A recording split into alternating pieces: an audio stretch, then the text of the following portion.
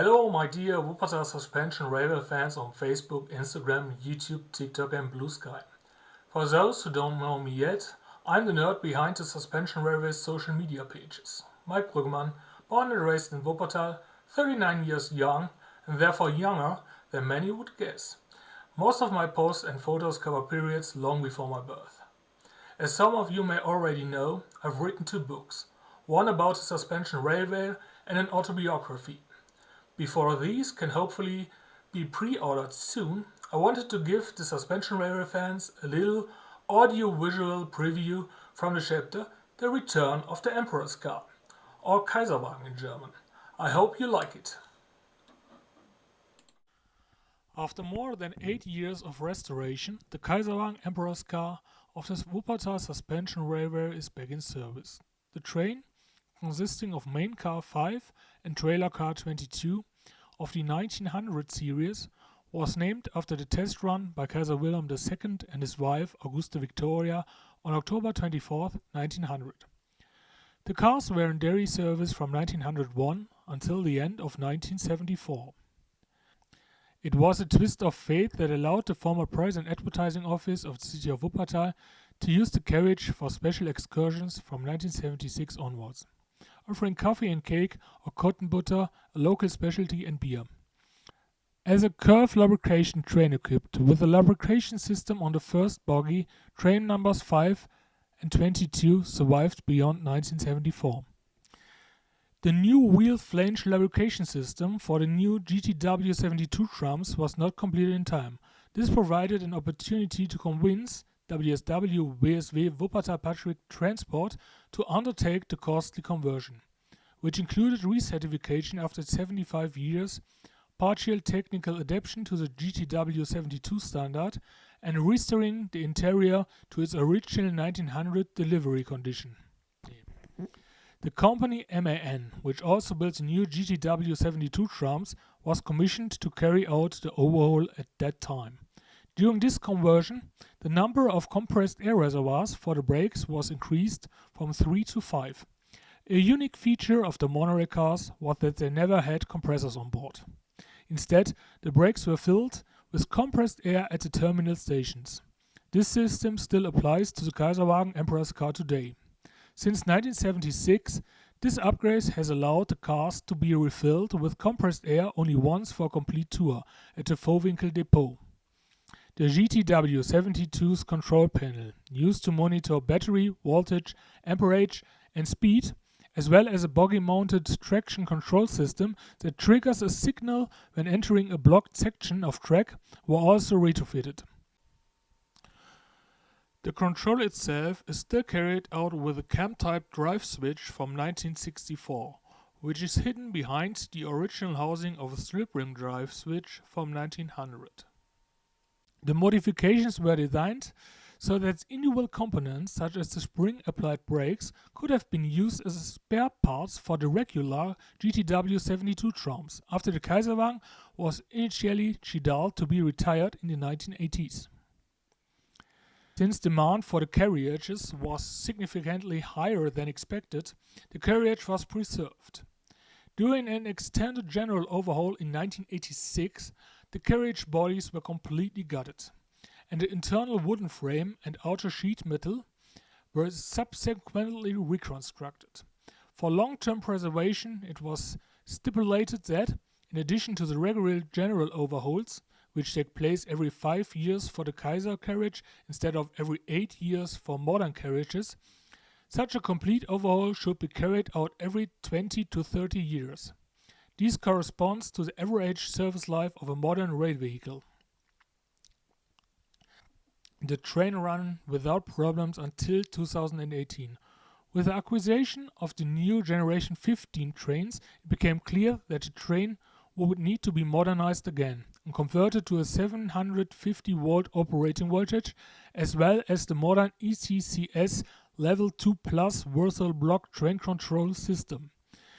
During a general overhaul in 2016, space for the ETCS technology in the interior had already been created by removing the first row of seats. After calculations showed that simply adjusting the resistors to 750 volts would only be possible with a massive reduction in power, new motors were ordered. However, since no plans from 1900 existed, a prototype bogie, decommissioned in 1974 and used for 4 decades to demonstrate the function of the 1900 series bogies to visitors of the workshop, had to be measured by a specialist company. Subsequently, 4 decades after its decommission, the bogie was energized to measure its exact power output at an operating voltage of 600 volts. A new test motor was then built, its configuration now designed specifically for an operating voltage of 750 volts. After installation in the old prototype bogie, its performance was tested again, this time at 750 volts. Following successful testing, new motors were ordered while the Kaiserwagen was still running. Anyone who thinks this was the first time motors had been replaced is mistaken. No motor lasts forever, not even on the Wuppertal Suspension Railway. During both World Wars, massive motor damage due to inferior or non-existent insulation materials was commonplace. It was also a legacy of the operational overload during the 2 World Wars, which finally caught up with Wuppertal public transport with considerable delay. Under years of overloading at the permitted payload, the spokes became bent. In 1976, the expert closed both eyes based on the principle that what bends won't break. A spoke had never broken at the suspension railway before, and even if it did, the safety barrier would ensure the car remained securely attached to the structure. However, more than 40 years later, no expert was willing to assume liability for the cast iron bananas of the group company, as the deformation, upon closer inspection, turned out to be a result of microcracks, which, under the dynamic loads of the suspension railway, could lead to a spoke breakage without much warning. Since no plans existed for the spoke wheels either, the old ones first had to be measured. These are wheels where a large gear is attached to every second spoke at the outer transition to the wheel rim. During the recasting process, it became clear that manufacturing them remains a challenge even today. After delivery of the new wheels, an expert report revealed microcracks that developed during the long and complex cooling process. Independently of the contract for the suspension railway, the contract company went bankrupt and was unable to produce a second set of cast wheels. While a new company was found for a second recasting, the expert noticed further defects. The so-called cross beams, which connect the bogie and the car body, also had to be remade.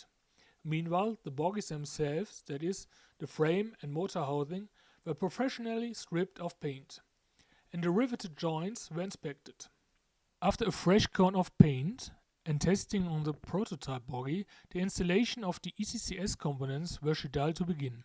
New components, such as the aforementioned curve lubrication system, had already been installed previously.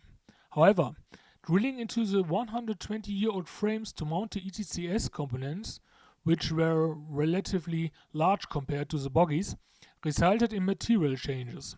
Following a further expert assessment, these changes necessitated the complete reconstruction of the frames and motor housings. After consulting with the historic preservation authorities, a modern welded construction was chosen, distinguished from the original by its concealed rivets. Only when standing in front of the new bogies in the workshop can one see that modern welds are hidden behind the historical appearance. After the new bogies were assembled with the 125-year-old car bodies, the first test run took place on the night of September 5 to 6, 2025. A small, select group of people from the Wuppertal Public Transport Board and the then Major Professor Uwe Schneiderwind were invited to this ride. I, too, was privileged to ride along, representing the tens of thousands of fans of the Wuppertal Suspension Railway on social media. A security car with flashing blue lights secured the route in case something came loose from the train at 30 km/h, which had previously only been traveling at 5 km/h in the depot. A regular GTW tram was hovering directly behind us, ready to push us to the next station if necessary. The train glided smoothly under its own power to the Zoo Stadium station, where all guest passengers had to disembark. With the kind permission of Wuppertal Public Transport, they waited at the station to close the stairways until I could film the departure. It was already over an hour after the regular closing time. Extensive test runs followed, during which iron weights were used to simulate the weight of passengers. After the purely mechanical test runs were successfully completed, testing of the new ETCS train control system began. These tests were also conducted at night, as no regular train was permitted on the line before the train control system was approved. To better integrate the test run in the depot into the vehicle logistics of the regular trains, the car was temporarily stored in Oberbarm. A mobile compressor was used there to generate the compressed air for the brakes. Its regular home is the Vorwinkel depot, which was built between 1899 and 1900 and is now the last remaining original structure from the time the Wuppertal Suspension Railway was built. From April 2026, the vehicle could also be used again during the day. During the week of Monday, April 20th to Friday, April 24th, 2026, the Kaiserwagen completed several rounds daily. The vehicle handled this continuous workload without any issues, so there are no further obstacles to a regular start of service in June 2026. Last but not least, I apologize if I have mispronounced one or two words. This technical text was a nightmare for anyone whose native language is not English.